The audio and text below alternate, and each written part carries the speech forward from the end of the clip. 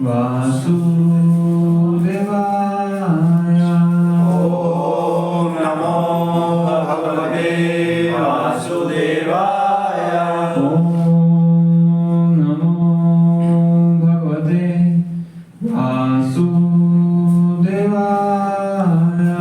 ओम नमो भगवते वासुदेवाय। नारायणं नमस्कृत्य नरं चैव नरोत्तमं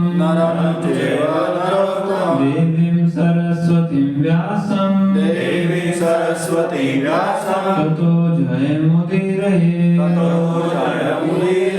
नष्टप्रायेषु भद्रेषु नित्यं भागवत सेवया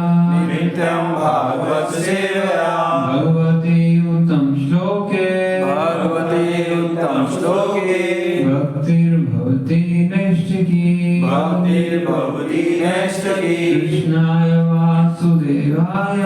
कृष्णाय वासुदेवाय देवकी नंदनाय च नंद गोपकुमाराय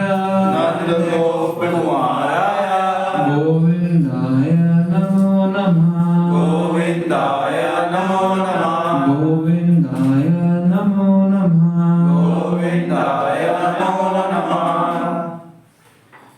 भागवतम स्कंद 1 अध्याय 9 और श्लोक संख्या 39। तो पहले इसका वर्ड टू वर्ड पढ़ेंगे, फिर उस श्लोक चालू करेंगे। विजय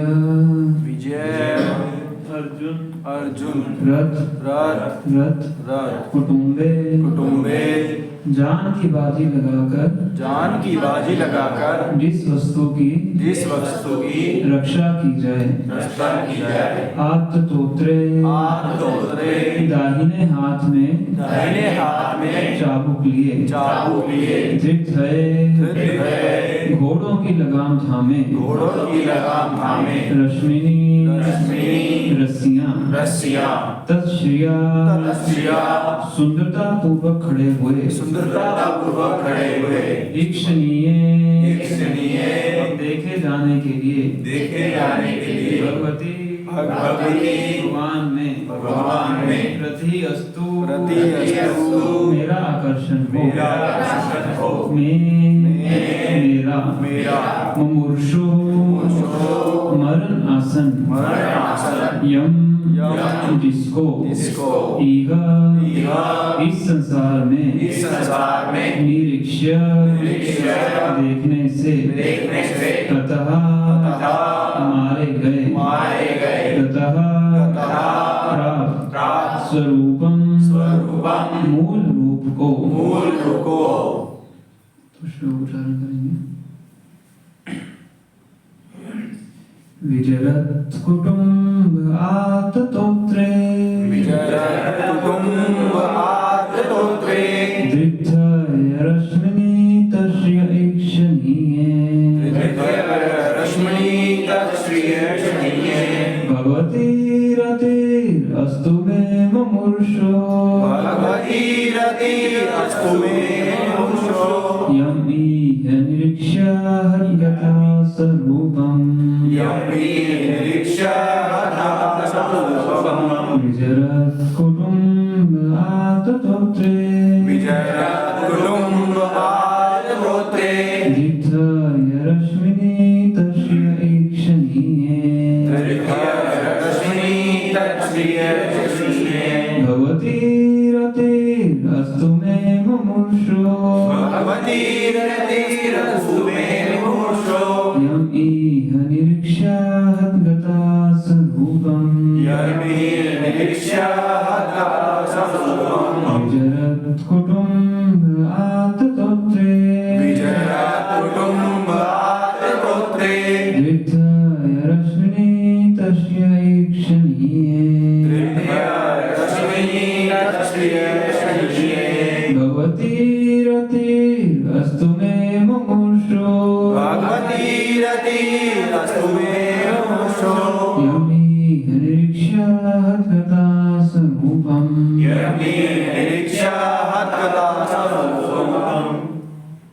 विजयराज कुटुंब आतत्रतोत्रे तृतीय रश्मिनी तच्छ्रिये क्षणीये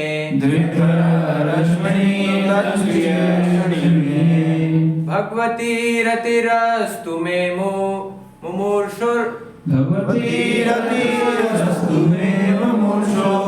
यम इह निरीक्षय हतगतः स्वरूपम् विजयरथ कुटुंब आततोत्रे धृतहर्य रश्मणि तच्छ्रिय शणीय भगवती रति अस्तुमेव मूर्षो यर्मिः निरीक्ष्य हतगता स्वरूपम्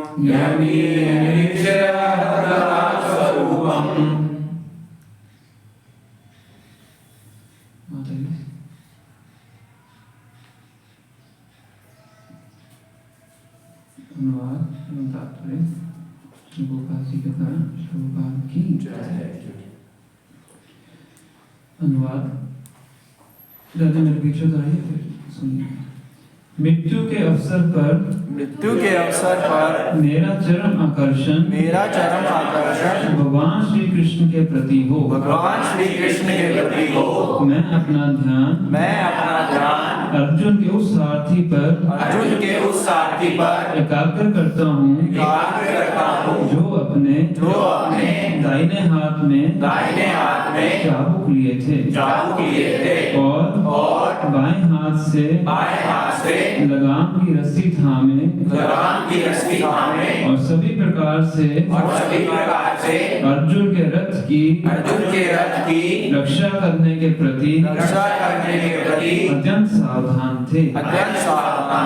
जिन लोगों ने कुरुक्षेत्र के युद्ध स्थल में उनका दर्शन किया उन सबों ने मृत्यु के बाद अपना मूल स्वरूप प्राप्त कर लिया।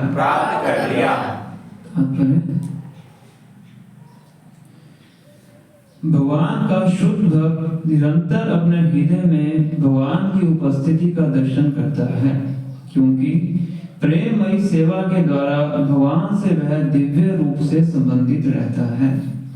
ऐसा शुद्ध भक्त भगवान को क्षण भर के लिए भी नहीं भूल सकता। यही समाधि है। योगी अपनी इंद्रियों को अन्य समस्त व्यापारों से हटाकर परमात्मा में एकाग्र करने का प्रयास करता है और इस तरह अंततोगत्वा वह समाधि प्राप्त करता है। लेकिन भक्त तो भगवान के साकार रूप के साथ साथ उनके नाम, यश, लीलाओं आदि का निरंतर स्मरण करते हुए सहज ही समाधि प्राप्त कर लेता है। अतएव योगी तथा भक्त की एकाग्रता एक ही स्तर पर नहीं होती। योगी की एकाग्रता यांत्रिक होती है, मैकेनिकल, इंग्लिश में मैकेनिकल बोलते हैं, जबकि शुद्ध भक्त की एकाग्रता शुद्ध प्रेममय तथा नैसर्गिक स्नेह युक्त सहज भाव होता है। भीष्म देव शुद्ध भक्त थे और सेनानायक के रूप में निरंतर पार्थ सारथी के रूप में भगवान के युद्ध क्षेत्र वाले स्वरूप का स्मरण कर रहे थे। अतएव पार्थ सारथी के रूप में भगवान की लीला भी शाश्वत है। भगवान की लीलाएं कंस के कारागार में अपने जन्म काल से लेकर अंत में मौसर लीला तक समस्त ब्रह्मांडों में एक एक करके उसी प्रकार चक्कर लगाती हैं जिस प्रकार घड़ी की सुइयां एक बिंदु से दूसरे बिंदु तक चलती हैं। और ऐसे लीला में पांडव तथा भीष्म जैसे उनके पार्षद उनके नित्य संगी रहते हैं। इस तरह भीष्म देव पार्थ सारथी के रूप में भगवान के सुंदर स्वरूप को, जिसे अर्जुन भी नहीं देख पाया, कभी नहीं भुला पाए। अर्जुन पार्थ सारथी के पीछे थे, जबकि भीष्म देव भगवान के बिल्कुल सामने। जहाँ तक भगवान के सैनिक वेश का संबंध है, भीष्म देव ने इसका स्वादन अर्जुन की अपेक्षा अधिक रुचि से किया। कुरुक्षेत्र युद्ध भूमि में सारे सैनिकों तथा व्यक्तियों ने मृत्यु के बाद भगवान जैसा अपना मूल आध्यात्मिक स्वरूप प्राप्त किया, क्योंकि भगवान की अहेतुकी कृपा से वे सभी उस अवसर पर उनका साक्षात दर्शन कर सके। जलचर से लेकर ब्रह्मा तक विकास चक्र में चक्कर लगाते हुए सभी बद्ध जीव माया के रूप में हैं या उस रूप में हैं जिसे उन्होंने अपने कर्मों से प्राप्त किया है और जो भौतिक प्रकृति ने उन्हें प्रदान किया है। बद्ध जीवों के भौतिक रूप बाहरी वस्त्रों की तरह हैं और जब बद्ध जीव माया के चंगुल से छूट जाता है तब उससे अपना मूल स्वरूप प्राप्त होता है। निर्विशेषवादी भगवान के निराकार ब्रह्म तेज को प्राप्त करने का इच्छुक रहता है, लेकिन भगवान के अंश स्वरूप जीवित स्वलिंगों के लिए यह रंच मात्र भी हितकारी नहीं है। अतएव निर्विशेषवादी पुनः नीचे गिरते हैं, फिर से भौतिक रूप प्राप्त करते हैं जो आत्मा के लिए मिथ्या होते हैं। भगवान को आध्यात्मिक रूप जैसा रूप, चाहे वह दो भुजाओं वाला हो या चतुर्भुजी, भक्तों को आत्मा की मूल प्रकृति के अनुसार वैकुंठ में या गोलोक में प्राप्त होता है। यह स्वरूप जो 100% आध्यात्मिक है, जीव का स्वरूप है और उन सारे व्यक्तियों ने जिन्होंने कुरुक्षेत्र युद्ध भूमि में दोनों ओर से युद्ध किया, अपना स्वरूप प्राप्त किया, जिसकी पुष्टि भीष्मदेव कर रहे हैं। अतएव भगवान श्री कृष्ण केवल पांडवों पर ही कृपालु नहीं थे, वे दूसरे पक्षों पर भी दयालु थे, क्योंकि उन सबों को एक ही जैसा फल प्राप्त हुआ। भीष्मदेव भी वही सुविधा चाह रहे थे और यही भगवान से उनकी प्रार्थना थी। यद्यपि भगवान के पार्षद रूप में किसी स्थिति में उनका पद सुरक्षित है। निष्कर्ष यह निकला कि जो भी व्यक्ति भगवान का दर्शन करते हुए मरता है, चाहे वह दर्शन भीतर से हो या बाहर से, वह अपना स्वरूप प्राप्त करता है। वही जीवन की सर्वोच्च सिद्धि है। ओम अज्ञानतिमिरन्धस्य ज्ञानाञ्जनशलाकया चक्षुरुन्मीलितं येन तस्मै श्रीगुरुवे नमः। श्रीचैतन्यमनोभीष्टं स्थापितं येन भूतले स्वयं रूपः कदा मह्यं ददाति स्वपदान्तिकं।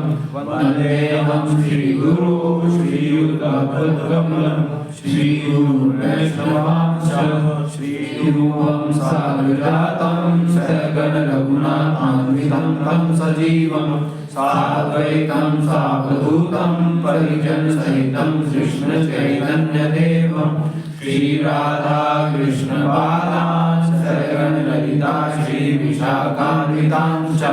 हे कृष्णा करुणा सिंधु दीनबंधु जगत्पते गोपेश गोपिका कांत राधा कांत नमोस्तुते। तप्त कांचन गौरांगी राधे वृंदावनेश्वरी वृषभानुसुते देवी प्रणमामि हरिप्रिये। वाञ्छाकल्पतरुभ्यश्च कृपा सिन्धुभ्यैव च पतितानां पावनेभ्यो वैष्णवेभ्यो नमो नमः। जय श्री कृष्ण चैतन्य प्रभु नित्यानंद श्री अद्वैत गदाधर श्रीवासादि गौर भक्तवृंद। हरे कृष्णा कृष्णा कृष्णा हरे हरे, हरे राम राम राम हरे हरे। नमो विष्णुपादाय कृष्णप्रेष्ठाय भूतले श्रीमते भक्तिवेदांत स्वामिनिधि नामिने। नमस्ते सारस्वते देवे गौरवाणी प्रचारिणे निर्विशेष शून्यवादी पाश्चात्य देशतारिणे।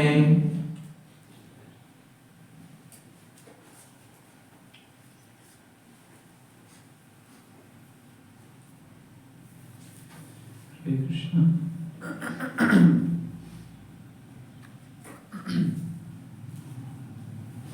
आपका स्वागत है। हरे कृष्ण।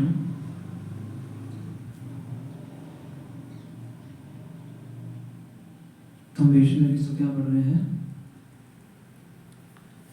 तो मैं चेक कर रहा था जो नेक्स्ट सैटरडे है वो भीष्माष्टमी है, तो उसी दिन हमारे प्रार्थना का समापन होगा। कोइंसिडेंस है नेक्स्ट सैटरडे को। तो विष्णु की स्तुतियों को चर्चा हम कर रहे हैं। आज हमने 4th लास्ट श्लोक पढ़ा है। तो बताया जाता है कि कौन व्यक्ति आध्यात्मिक गुणों में कितना उन्नत है वो हम जान सकते हैं कि जब उसके ऊपर संकट आता है तो कैसा बिहेव करता है। आपको वाले से कहते हैं। तो विष्णु देव यहाँ पे देख रहे हैं कि डेथ बेड पे हैं और डेथ बेड पे आके क्या कर रहे हैं? भगवान की स्तुतियां कर रहे हैं। ऊपर उदाहरण देते हैं कि जैसे पैरेट होता है, कई बार पैरेट को भी जो उसको पालने वाला होता है भगवान का नाम लेना सिखा देता है ना, कॉपी करता है ना पैरेट। पर जब बिल्ली आके उसे गर्दन पकड़ लेती है तो क्या करता है वो? कहीं कहीं कहीं करता है क्योंकि मृत्यु पास में आ गई। कि मृत्यु के समय हम धोखा नहीं दे सकते, मृत्यु के समय हम धोखा नहीं दे सकते कि जानबूझ के भगवान का नाम ले लेंगे। जिसने पूरा दिन भक्ति किया वही मृत्यु के समय भगवान का नाम ले सकता है। तो कौन कितना गहराई में है ये का पता लगता है जब संकट आता है। इसलिए भगवान ने कई बार भक्तों के जीवन में संकट भेजते हैं और गहरा करने के लिए। और विष्णु देव यहाँ पे डेथ बेड पे हैं और डेथ बेड में भी कैसे हैं?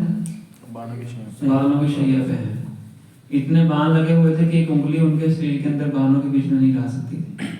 तो ऐसी स्थिति में लेट के क्या कर रहे हैं? पहले तो ऋषि महाराज को उपदेश दिया, धर्म के बारे में बताया, राज धर्म क्या है, स्त्री धर्म क्या है, अलग अलग प्रकार के धर्मों के बारे में बताया।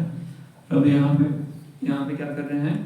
भगवान श्री कृष्ण की स्तुतियां कर रहे हैं। स्तुतियां भी कैसी? बहुत पर्सनल स्तुतियां हैं, स्मरण करके स्तुतियां कर रहे हैं। ऐसा नहीं भगवान के ऐश्वर्य का गुणगान कर रहे हैं, ऐश्वर्य का भी कर रहे हैं, साथ में भगवान के मधुर्य का भी गुणगान कर रहे हैं। तो आज कौन सी लीला का स्मरण कर रहे हैं? विष्णुदेव भगवान श्री कृष्ण के पार्थ सारथी रूप का स्मरण कर रहे हैं। पार्थ किसका नाम है? क्यों नाम है पार्थ? प्रीता कौन है? उनकी माता कुंती महारानी। कुंती महारानी। और पिता के पुत्र पिता कौन है? उनकी पिता कौन है? उनकी माता। प्रीता बोलो कुंती महारानी। तो कुंती महारानी के पुत्र कौन है? पार्थ। पार्थ सखा, पार्थ के क्या है? फ्रेंड है। और पार्थ सारथी मतलब अर्जुन के सारथी हैं। तो अर्जुन के सारथी के रूप में भगवान किस प्रकार से खड़े हुए थे, कैसा उनका सौंदर्य था, उस चीज का स्मरण करके विष्णुदेव क्या कर रहे हैं? गुणगान कर रहे हैं। क्योंकि अर्जुन तो भगवान को पीछे से देख रहे थे और विष्णुदेव भगवान को आगे से देख रहे थे। और क्या यहाँ पे क्या कह रहे हैं? आततोत्र कि भगवान ने अपने उल्टे हाथ में क्या पकड़ी हुई है? घोड़ों की लगाम और सीधे हाथ में चाबुक। वहां तो क्षत्रिय हैं, उनको धनुष्मान पकड़ना चाहिए, तो क्या पकड़ के खड़े हैं यहाँ पे? चाबुक और घोड़ों की रस्सी। इसका स्मरण कर रहे हैं। और क्या कर रहे हैं? अर्जुन के रथ की रक्षा कर रहे हैं। यहाँ पे बोला गया है विजय रथ कुटुंब आततोत्र। कुटुंब किसको बोलते हैं? यहाँ पे प्रभुपाद लिख रहे हैं वर्ड बाय वर्ड ट्रांसलेशन में, the object of protection at all risk, जिसकी सुरक्षा की जाए खतरों को मोल लेके। जैसे परिवार को भी कुटुंब बोला जाता है। क्यों बोला जाता है? कि बाय हुक और क्रुक उसको प्रोटेक्ट करना है। और भगवान ने भी अर्जुन के रथ को क्या नाम दिया है? अपना कुटुंब। मतलब किसी न किसी तरीके से उसकी रक्षा करनी है ना। विजय रथ कुटुंब विष्णु बोल रहे हैं। आततोत्रे धृत है रश्मिनी तस्य इष्णी है भगवती रतिर अस्तु में मुमुक्षुर। ऐसे भगवान में मेरी रति हो, रतिर अस्तु मेरी रति हो, इसकी मेरी, मैं कौन हूँ? मुमुक्षु। मुमुक्षु मतलब बस अभी मरने ही वाला हूँ, मैं जो मरने वाला हूँ। इस पॉइंट में रति किसमें हो? पार्थ सारथी में हो, है ना। जो कि अर्जुन के रथ को रक्षा करने के लिए एक हाथ में चाबुक लेके और एक हाथ में घोड़ों की रस्सी लेके खड़े हुए हैं। और उनका क्या गुण है? उनका यम इह निरीक्ष्य हतगतः स्वरूपम। उनका इतना महान गुण है कि जितने भी कुरुक्षेत्र के योद्धा थे जिन्होंने भगवान के मुख का दर्शन करते हुए अपने प्राणों का त्याग किया, क्या प्राप्त हुआ उनको? मूल स्वरूप। हत गतः स्वरूपम। हत मतलब मर जाना, गतः मतलब प्राप्त किया, क्या? स्वरूपम, अपने रूप को प्राप्त किया। अपने रूप का मतलब क्या है? कि हर जीवात्मा का भगवान के धाम में एक स्वरूप होता है। अभी भी हमारा एक रूप है, और वो रूप कैसा है? वो अस्थाई है और भौतिक है ना। आत्मा तो शरीर के अंदर है। ये शरीर पंच तत्वों से बना है, भूमि अग्नि जल वायु आकाश। और ये शरीर हम अपने कर्मों के कारण दौरान क्या करते रहते हैं? इसको बदलते रहते हैं। पर हर जीवात्मा का भगवान के धाम में एक शाश्वत स्वरूप है। जब हम मुक्त होकर भगवान के धाम में जाते हैं, उस स्वरूप को प्राप्त करते हैं। तो जितने भी योद्धा थे जो कुरुक्षेत्र युद्ध में मरते हैं, कौरवों की साइड से भी और पांडवों की साइड से भी, दोनों ने क्या प्राप्त किया? अपना ओरिजिनल रूप प्राप्त किया भगवान के धाम में। केवल क्या करने से? लड़ने से, मृत्यु के समय भगवान का दर्शन करने से, है ना। ये मृत्यु के समय भगवान का स्मरण करने की महिमा है। भगवान भगवद गीता में भी ऐसा बताते हैं, अंतकाले च मामेव स्मरण मुक्त्वा कलेव यह प्रयाति समद्भावम याति नास्ति अत्र संशय। फिर अंतकाल में मेरा स्मरण करता है तो निश्चित रूप से मेरे पास लौट के वापस आता है, इसमें किसी प्रकार का कोई भी संदेह नहीं है ना। और इससे हम भगवान का एक गुण ये भी देख सकते हैं कि भगवान टोटली क्या है? इम्पार्शियल है। और भगवान के अंदर बिल्कुल भी ईर्ष्या और द्वेष नहीं है। हमारे अंदर तो बहुत ईर्ष्या द्वेष होता है। जिस पार्टी में हम हैं, हम चाहते हैं वही पार्टी विजय प्राप्त करे, दूसरी पार्टी का नाश हो जाए। तो भगवान तो है पांडवों की पार्टी के साइड, भक्तों के साइड पे हैं, और कौरवों की साइड के अगेंस्ट हैं। और फिर भी दोनों तरफ के सैनिकों के लिए क्या है? वो हितकारी है। भगवान पक्षपात नहीं करते हैं। इसी के श्लोक का जो अर्थ है उन्होंने समझा है। कुछ मुख्य बिंदुओं पर हम चर्चा करने का प्रयास करेंगे।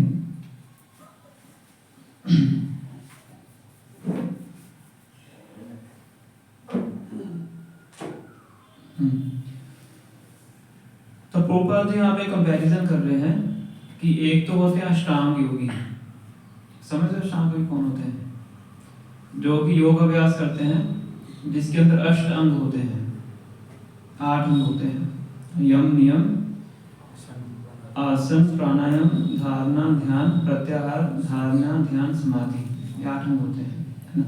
जो प्राणायाम करते हैं ना, अनुलोम विलोम ये सब प्राणायाम करते हैं, ये अष्टांग योग का ही पार्ट है।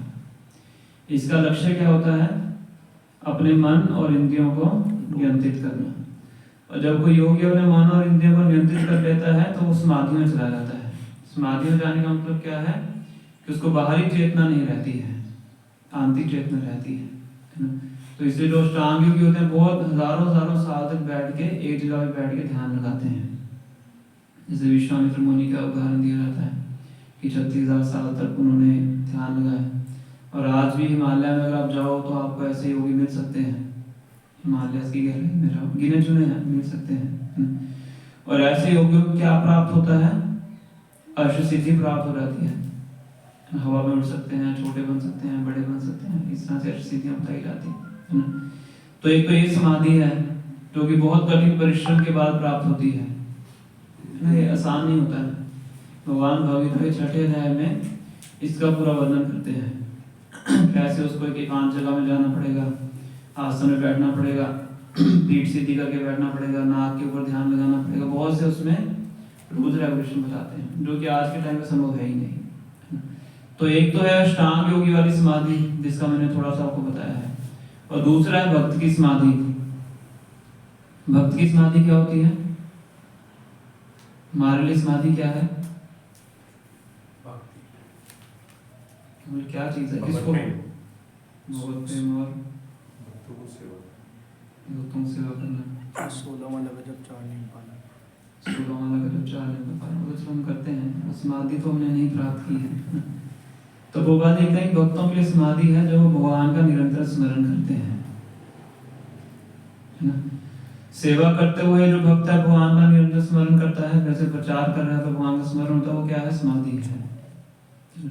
क्योंकि बाहरी चेतना से मुक्त हो जाता है ना। भगवान के नामों को जप करते हैं तो भगवान के नामों के जप का हम स्मरण करते हैं, सुनते हैं, बोलते हैं, तो बाहरी चेतना से हम अलग हो जाते हैं, वो भी क्या है? समाधि है ना। तो कोई भी भगवान की सेवा करते हैं, भक्तों की सेवा करते हैं, भगवान के नाम का जप करते हैं, संकीर्तन करते हैं, सब क्या है? समाधि है। और ये समाधि बहुत सरलता से आपको प्राप्त हो सकती है। इसके लिए आपको जंगल जाने की आवश्यकता नहीं है, इतने हजारों सालों तक तपस्या करने की आवश्यकता नहीं है ना। गोपाल लिख रहे very easily, a devotee more easily attains samadhi by constantly remembering the Lord's personal feature along with his holy name, fame, pastime, etc. है ना। तो योगी फिर समाधि वो क्या है? मैकेनिकल है, पढ़ा था ना, यांत्रिक, मतलब उनको अपने प्रयास के ऊपर समाधि लगानी पड़ती है। पर जो भक्तों की समाधि है वो क्या है? वो नेचुरल है। नेचुरल क्यों है? भक्ति नेचुरल क्यों है बताइए? भक्ति करना स्वाभाविक क्यों है? जीवेरे स्वरूप हो गया कृष्ण रे नित्यदास। हाँ, क्योंकि यही जीव का मूल स्वरूप है, ये हमारी रियल आइडेंटिटी है ना। अब किसी पुरुष के लिए पुरुष की तरह बिहेव करना क्या है? मैकेनिकल है, नेचुरल है? नेचुरल है, क्योंकि वो उसकी रियल आइडेंटिटी है ना। इसी प्रकार से आत्मा की आइडेंटिटी क्या है? भगवान का सेवक, कृष्ण जीव स्वरूप होए, कृष्ण नित्य दास, भगवान के दास हैं।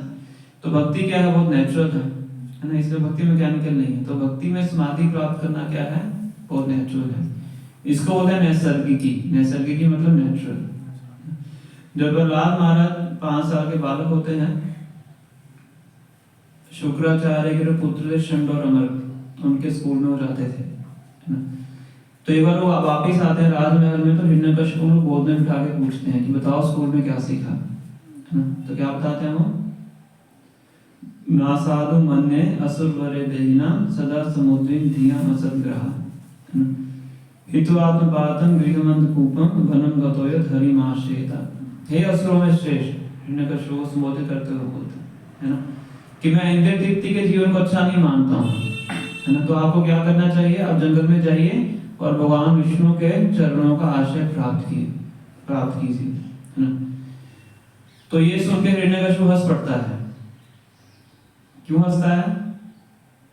कि शायद किसी ने इसका दिमाग खराब कर दिया है ना। किसी भक्त से भेंट हो गई, उसने इसको ऐसा सिखा दिया है, तो इसका ऐसा दिमाग खराब हो गया। मुझे भगवान नहीं मान रहा है। किसको भगवान मान रहा है? विष्णु को भगवान मान रहा है। तो शंकर उनको बुलाता है हिरण्यकश्यप, उनको बोलते हैं कि जाओ इसको थोड़ा अच्छे से सिखाओ। शायद कोई स्कूल में कोई आगे इसको प्रचार कर रहा है, तो स्कूल पे ध्यान दो, कोई और आगे इसको और चीज ना सिखाए और इसको अच्छे से सिखाओ, दोबारा मेरे पास लेके आओ। तो फर्स्ट टाइम होता है, इसलिए हंसता है। तो शंकर लोग जाते हैं, प्रहलाद महाराज को बहुत अलग अलग तरीके से समझाने का प्रयास करते हैं। पॉलिटिक्स समझाते हैं, शाम दाम दंड भेद से चीजों को सिखाने का प्रयास करते हैं, पर बल्कि उनको सिखा देते हैं शंकर को, है ना। तो जो भी उनको फ्री टाइम मिलता है उसमें क्या करते थे? सही बच्चों को इकट्ठा करके रिसेस के टाइम पे क्या करते थे? उनको प्रचार करते थे, संकीर्तन करते थे। तो स्कूल को उन्होंने क्या बना दिया? कृष्ण भावना भावी बना दिया। तो शंकर दुखी होकर दोबारा फिर उनको किनके पास ले जाते हैं? हिरण्यकश्यप के पास ले जाते हैं। तो हिरण्यकश्यप फिर गोद में बिठाता है और फिर बोलता है कि बताओ क्या स्कूल में सीख क्या है? तो प्रहलाद महाराज क्या सुनाते हैं? नवदा भक्ति सुना देते हैं। श्रवणम कीर्तनम विष्णु स्मरणम पासेवनम अर्चनम वंदनम दास्यम सख्यम आत्मनिवेदनम इति पुंसा पिता विष्णु भक्ति चेन लक्षणा क्रियेत भवति यद्धा यद्मन्य अधीतम उत्तमम। कि मैं इस चीज को उत्तम मानता हूँ। किसको? ये जो 9 मैंने भक्ति के अंग बताए ना। अब इस टाइम हिरण्यकश्यप को हंसी नहीं आती। इस टाइम क्या आता है? क्रोध आता है ना। तो सीधा उनको गोद से नीचे फेंक देते हैं प्रहलाद महाराज। और शंकर को दोबारा बुलाते हैं कि तुमने क्या इसको सिखाया है? तो कहते हम क्या करें? इसकी तो नैसर्गिक रति भगवान के प्रति है। नैसर्गिक रति मतलब नेचुरल अफेक्शन। इसका जो नेचुरल अट्रैक्शन है किसके प्रति है? भगवान श्री विष्णु के प्रति है। तो हमने बहुत प्रयास किया इसको बहुत अलग किया समझाने का, और इसके ऊपर कोई भी फर्क नहीं पड़ा। क्योंकि जैसे चुंबक होती है, तो जो लोहा होता है अपने आप चुंबक की तरफ खींच के चला जाता है। इसी प्रकार से इसकी जो मति है वो कैसे है? लोहे के समान है, जो कि नेचुरली भगवान श्री विष्णु के प्रति खींच के जाती है। है ना। तो इसीलिए इसको वो कर पाना संभव नहीं है, इसकी मति को चेंज कर पाना संभव नहीं है ना। तो यही यहाँ पे बता रहे हैं रूपाल जी कि भक्त होता है उसकी नेचुरली जो टेंडेंसी होती है किसके प्रति होती है, भगवान के प्रति होती है ना। और प्रहलाद महाराज को ऐसा क्यों प्राप्त होता है, ऐसी भक्ति उसको उनको कैसे प्राप्त होती है, नारद मुनि से कैसे मिलती है। तो प्रहलाद महाराज अपनी माता के घर में होते हैं और उनकी माता को नारद मुनि भागवतम सुनाते हैं देवलोक में, है ना। तो माता तो सो जाती है, ये स्वयं प्रहलाद महाराज बताते हैं अपने सपाटियों को कि मदर को नींद आ जाती है पर मैं पेट में सुन रहा था है ना। तो क्योंकि मैं पेट में इसको साइलेंट कर लिया ना, तो क्योंकि मैं पेट में सुन रहा था इसलिए केवल भागवतम सुनने से क्या हो गया, मुझे ये भक्ति नारद मुनि की कृपा से प्राप्त हो गई। तो केवल भागवतम का श्रवण करने से, कैसे श्रवण करना है, बिना सोए, है ना। तो बिना सोए अच्छे से तुम भागवतम का श्रवण करते हैं तो क्या हो जाता है, हमारी जो रति है वो भगवान श्री कृष्ण के प्रति होती है ना। तो भागवतम के फर्स्ट कैंटो के फर्स्ट चैप्टर के सेकंड वर्स से बताया गया है ना। तो इस तरीके से रूपाजी हमें वर्णन करते हैं कि कैसे जो भक्त हैं उनका जो उनकी जो रति होती है, अट्रैक्शन होती है, स्वतः ही भगवान श्री कृष्ण के प्रति होती है। जैसे कि भीष्म देव मृत्यु शैया के ऊपर भी भगवान का स्मरण कर रहे हैं। और एक और पॉइंट रूपाजी यहाँ पे बताते हैं कि भगवान की जितनी भी लीलाएं होती हैं, जन्म से लेकर मौसर लीला, मौसर लीला पता है आपको कौन सी है, मौसर लीला भगवान जो अपना इस जहां से प्रकट होते हैं तो उस लीला को मौसर लीला बोलते हैं, है ना। भगवान के जो पुत्र थे द्वारका के अंदर, कितनी रानियां थी भगवान की, 16,108 रानियां थी। तो हर रानी के 10-10 पुत्र थे, तो हर पुत्र के आगे भी 10-10 पुत्र थे। तो ऐसे बहुत बहुत बड़ा भगवान का परिवार था द्वारका के अंदर। तो एक बार क्या होता है, फिर उनके जो कुछ पुत्र थे वो कुछ साधुओं के साथ मजाक करने के लिए जाते हैं, जिन्हें नारद मुनि भी होते हैं और भी बहुत से साधु होते हैं। तो एक शाम एक पुत्र थे भगवान के, सत्यभामा के पुत्र थे शायद, जामवती के, हाँ जामवती के थे। तो उनके पेट में कुछ ऐसे कुछ बड़ा सा करके उसको साधुओं के सामने जाते हैं, उनको बोलते हैं बताइए कि इसके अंदर कौन सा, इसके अंदर पुत्र है पुत्री है ना। तो उनको पता होता है कि हमारे साथ मजाक कर रहे हैं, उसको स्त्रियों के कपड़े पहना देते हैं। तो कहते हैं कि इसके अंदर वो चीज है जो आपके पूरे वंश का नाश करेगी। तो ये श्राप सुनते हैं तो पूरा वो हिल जाते हैं ना। फिर उसमें जब वो हटाते हैं, कपड़ा हटाते हैं, तो अंदर से क्या निकलता है, मूसल निकलता है। मूसल मतलब आयरन क्लब, गदा टाइप का होता है लोहे का। तो फिर धीरे धीरे क्या होता है कि उसके द्वारा फिर बहुत आगे लंबी कथा आती है। उग्रसेन के पास जाते हैं, उग्रसेन कहते हैं कि इसको आप पाउडर बना के इसको समुद्र में डाल दो, है ना। तो पाउडर बना के समुद्र में डाल देते हैं। तो उस पाउडर से क्या होता है, एक प्रभास चेतना की जगह होती है वहां पे, वो तीखे तीखे लोहे के समान बैम्बूज उग जाते हैं। फिर उससे उसके द्वारा जो उनके पुत्र होते हैं आपस में लड़ाई झगड़ा करके वो चले जाते हैं। भगवान की इच्छा होती है इस पूरे जो यदुवंश था उसको अपने अप्रकट होने के साथ ही अप्रकट करना, तो इसको मौसर लीला बोलते हैं। तो वो बात यहाँ पे कह रहे हैं कि भगवान के जन्म से लेके मौसर लीला तक जितनी भगवान की लीलाएं हैं निरंतर चलती रहती हैं। कौन सा एग्जाम्पल दिया यहाँ पे तात्पर्य रूपा जी ने, किसने सुना ध्यान से, एग्जाम्पल कौन सा शाम का दिया था एग्जाम्पल, जैसे घड़ी की सुई, हाँ जैसे घड़ी की जो सुइयां होती हैं वो पूरा ऐसे चक्कर लगाती रहती हैं, है ना। तो उसी प्रकार से भगवान की जो लीलाएं हैं वो जन्म से लेकर एंड तक रिपीट होती रहती हैं अलग अलग ब्रह्मांड के अंदर। अभी भी भगवान की जो लीलाएं हैं किसी ना किसी ब्रह्मांड में चल रही है ना। और जब कोई जीवात्मा भगवान की भक्ति करता है, अपने आप को शुद्ध कर लेता है, तो वो शरीर त्यागने के बाद इस पूरे भौतिक जगत के अंदर ही उस जगह पे जाता है जहाँ पे भगवान की लीला हो रही होती है, उसको बोलते हैं गोकुल। तो थोड़ी सी उसकी बची हुई जो ट्रेनिंग होती है वहां पे होती है। उसके बाद अपनी ट्रेनिंग पूरी करके फिर कहाँ पे जाता है? भगवान के अध्यात्मिक जगत में गोलोक धाम, ऐसा बताया जाता है ना। तो कहने का मतलब क्या है कि भगवान की जो लीलाएं हैं वो निरंतर चलती रहती हैं, है ना। प्रभुपाद जी एक और उदाहरण देते हैं, जैसे सूर्य है, सूर्य रात को हमारे यहाँ पे क्या हो जाता है?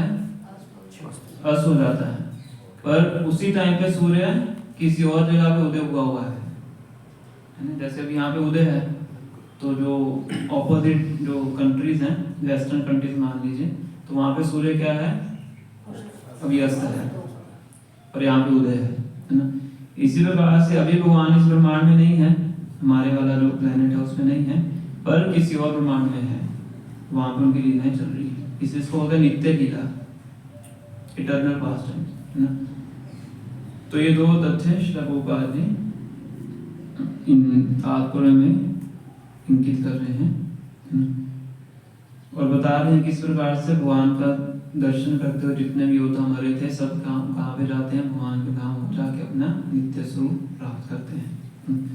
तो एक लीला विष्णु यहाँ पे इसका स्मरण कर रहे हैं, पारसार्थी की लीला का, और इसके बाद वाला जो श्लोक है इसको भी हम पढ़ेंगे, दोहराएंगे। इसमें भीष्म देव भगवान की जो व्रज की लीला है उसका स्मरण कर रहे हैं, अलग अलग लीलाओं का स्मरण कर रहे हैं भीष्म देव। इसके बाद एक और लीला उसका स्मरण करेंगे, अगर टाइम बचा तो उसको डिस्कस करेंगे। मेरे पीछे दोहराइएगा श्लोक।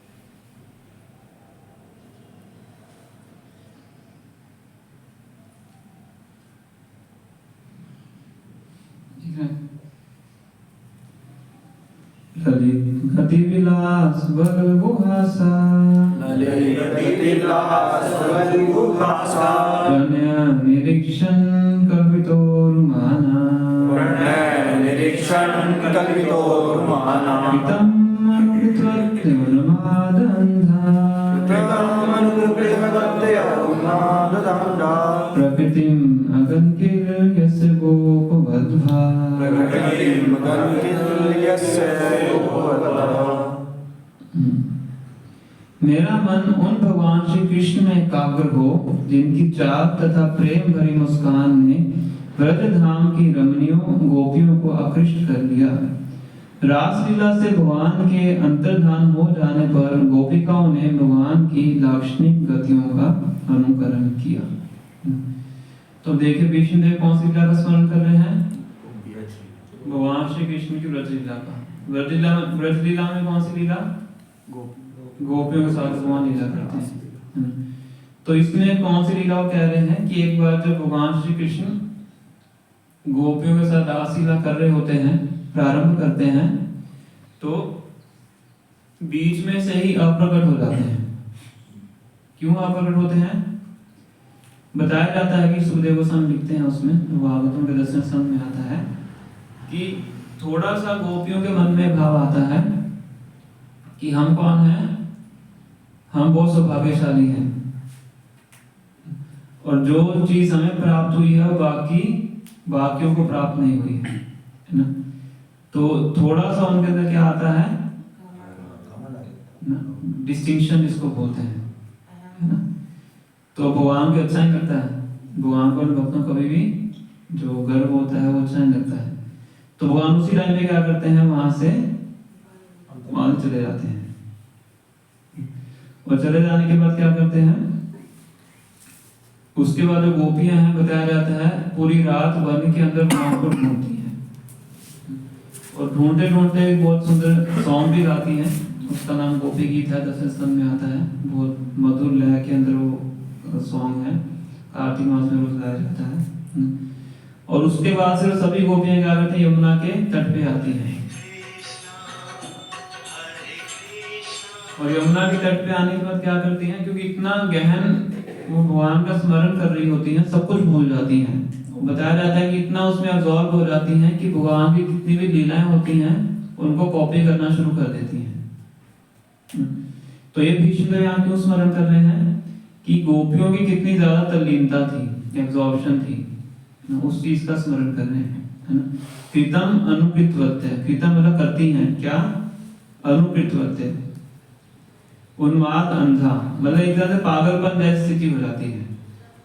जब व्यक्ति बहुत ज्यादा किसी के बारे में सोचता है तो कैसा लगता है, वो पागल सा हो जाता है ना। पॉलिटिशियंस हम देखते हैं, जब कोई व्यक्ति एक ही चीज को बार बार सोचता रहता है तो क्या हो जाता है, डिप्रेशन में चला जाता है, वो अलग ही दुनिया में घूमता रहता है, बाहर उसको कुछ पता ही नहीं लगता क्या हो रहा है। बौद्धिक स्तर पे तो क्या होता है, डिप्रेशन होता है, पर आध्यात्मिक स्तर पे क्या होता है, इसको अलग अलग प्रकार के भावों में बताया गया है, वो सबसे उच्चतम अवस्था है। तो गोपियां जब इस प्रकार से भगवान का स्मरण करती हैं तो भगवान की लीलाओं का को कॉपी करना शुरू कर देती हैं। कोई भूतनाथ की लीला को कॉपी करती हैं, कोई भगवान जब गोवर्धन को उठाते हैं उसका कॉपी करना शुरू कर देती हैं, एक चट्टान पे खड़े होकर ऐसे खड़ी हो जाती हैं, देखो मैंने गोवर्धन को उठा लिया, सब गोवर्धन के नीचे आ जाओ, तो पूरा डिस्क्रिप्शन आता है। तो इसका यहाँ पे भीष्म देव क्या कर रहे हैं, स्मरण कर रहे हैं और गोपियों का गुणगान कर रहे हैं। तो रूपाली तात्पर्य में लिख रहे हैं, The Lord is satisfied more when His pure devotees are glorified, and therefore Bhishma Dev has not only glorified the acts of Arjuna, but also remembered the gopis who were endowed with unrivaled opportunities by rendering loving service to the Lord. क्योंकि भगवान को प्रसन्न करना चाहते हैं स्तुतियां करके, और भगवान को प्रसन्न होते हैं जब उनके ही भक्तों का गुणगान होता है। इसलिए भीष्म ने क्या कर रहे हैं, पहले तो अर्जुन का गुणगान किया, फिर अभी किनका गुणगान कर रहे हैं, गोपियों का गुणगान कर रहे हैं। अब इसके बाद जो अगला श्लोक आएगा उसमें युधिष्ठिर महाराज का गुणगान करेंगे। ठीक है, तो इसके बाद से 2 ही श्लोक बचे हैं भीष्म स्तुति के 40 और 42, वो हम नेक्स्ट सैटरडे करेंगे, क्योंकि भीष्म अष्टमी का दिन है, जिस दिन भीष्म देव अपने शरीर का परित्याग करते हैं। तो अभी 10:16 हो गए हैं, किन्हीं का कोई प्रश्न है, कोई डाउट है तो 5-10 मिनट है हमारे पास, उसको डिस्कस कर सकते हैं। प्रभु, अभी जैसे कि आपने बताया था कि जब प्रहलाद महाराज अपनी माता के गर्भ में थे तब उन्होंने वो भागवतम सुन ली थी, बल्कि उनकी माता सो रही थी।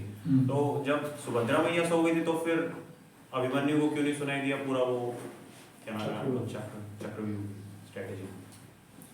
तो चक्रव्यूह अध्यात्म में कथा थोड़ा है,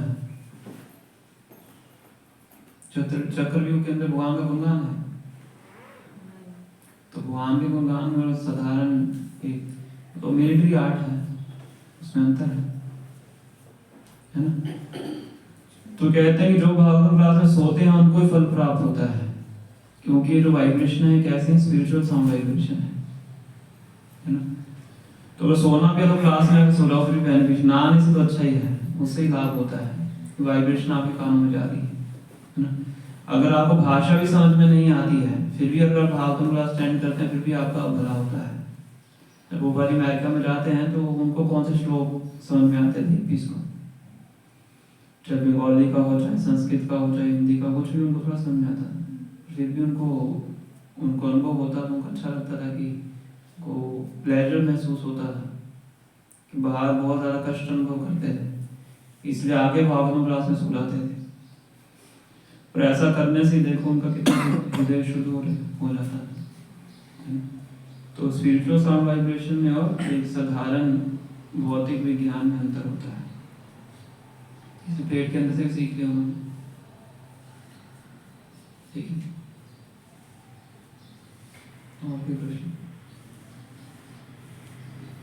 इसमें होता है कि विष्णुदेव जितना अनुभव किया अर्जुन भी उतना अनुभव किया। नॉर्मल दृष्टि से देखा जाए तो कि वो सामने थे वो पीछे थे, यही कारण है या अंतःकरण की ये होगा?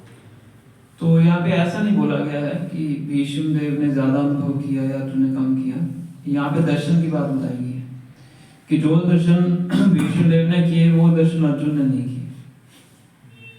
ऐसा नहीं बोला कि भीष्म देव ने ज्यादा अनुभव किया अर्जुन ने कम अनुभव किया, ऐसा नहीं है।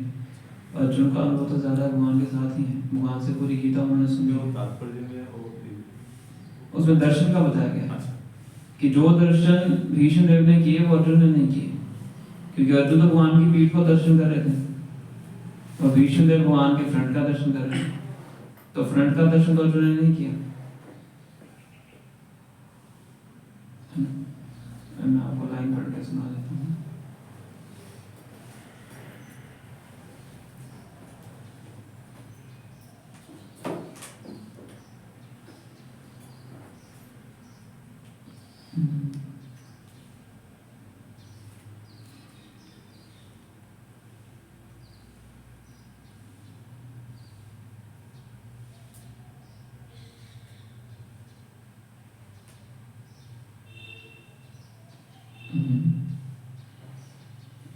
So Bhishma Dev never forgot the beautiful feature of the Lord as Parthsarathy, which even Arjun could not see.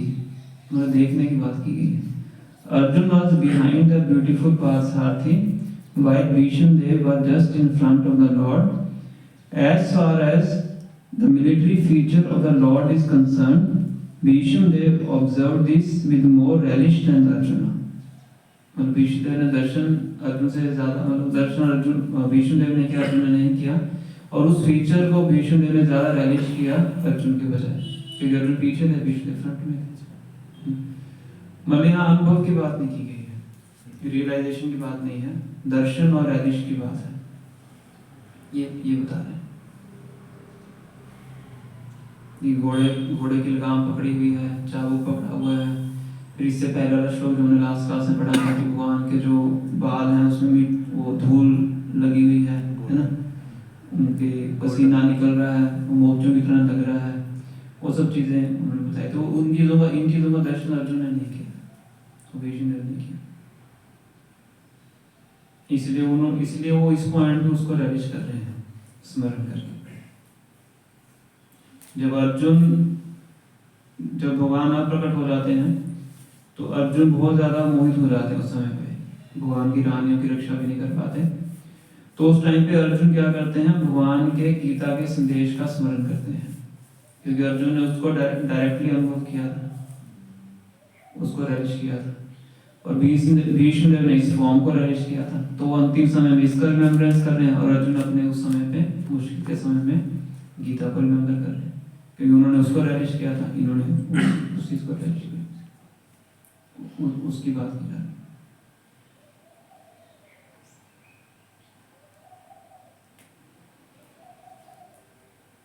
कोई और प्रश्न?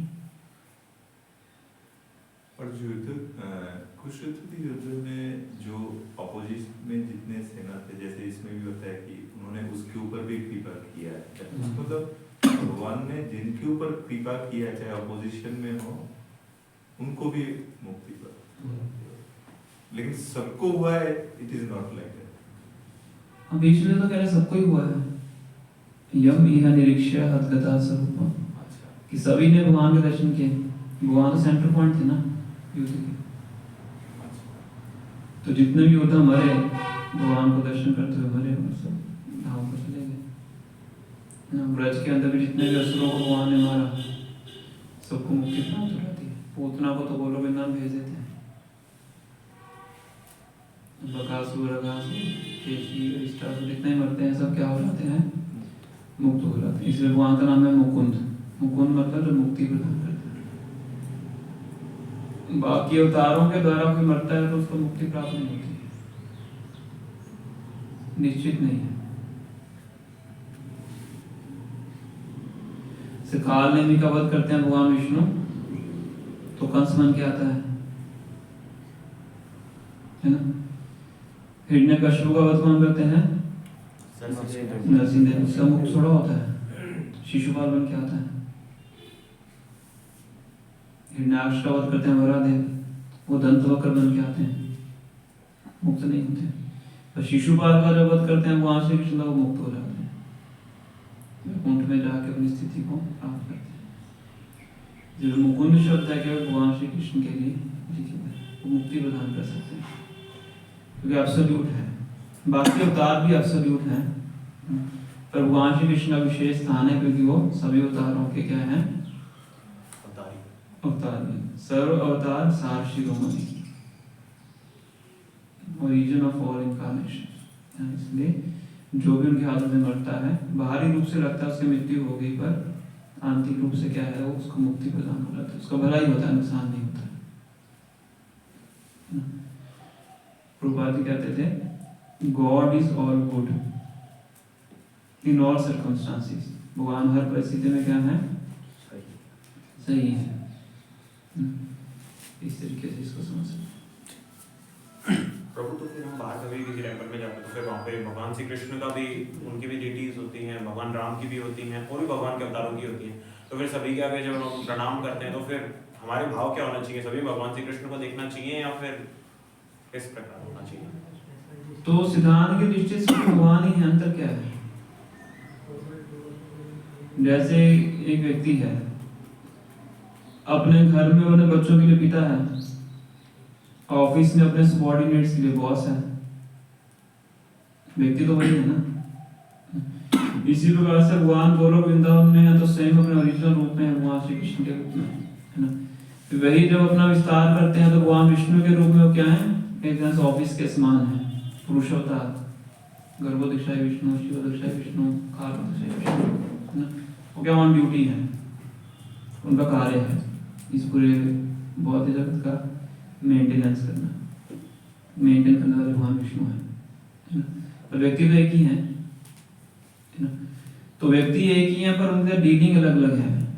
ऑफिस में जो सबॉर्डिनेट्स हैं, बॉस को लाके गले नहीं लगा सकते, उन दोनों के रिलेशनशिप में क्या है, मर्यादा है। और घर के अंदर बेटे और पिता के बीच में कोई मर्यादा नहीं है, गले लगा सकता है, कंधे पे चढ़ सकता है ना, घर में वो अपने घर में है। इसी प्रकार से भगवान जब गोलोक वृंदावन में है तो अपने घर में है। जो भगवान अपने अलग अलग अवतारों में है तो उसका अलग अलग पर्पस होता है। नरसिंह आते हैं, हिरण्यकशिपु वध करते हैं, और वापस चले जाते हैं। भगवान राम आते हैं, पूरा मर्यादा पुरुषोत्तम के रूप में आते हैं, हर समय पे हर परिस्थिति में मर्यादा का पालन करते हैं। इस तरह से करते हैं।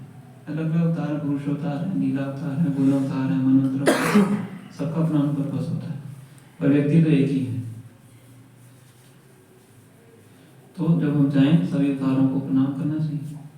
और हर भक्त का अपने संबंध के अनुसार अलग अलग अवतारों के प्रति आकर्षण हो सकता है। किसी का भगवान राम के प्रति आकर्षण हो सकता है, किसी का नरसिंह देव के प्रति आकर्षण हो सकता है। प्रहलाद महाराज नरसिंह देव के प्रति उनका आकर्षण था, है ना। किसी का भगवान श्री कृष्ण के प्रति हो सकता है, किसी का वरादेव के प्रति हो सकता है, डिपेंड करता है पर्सन टू पर्सन, सभी सही है।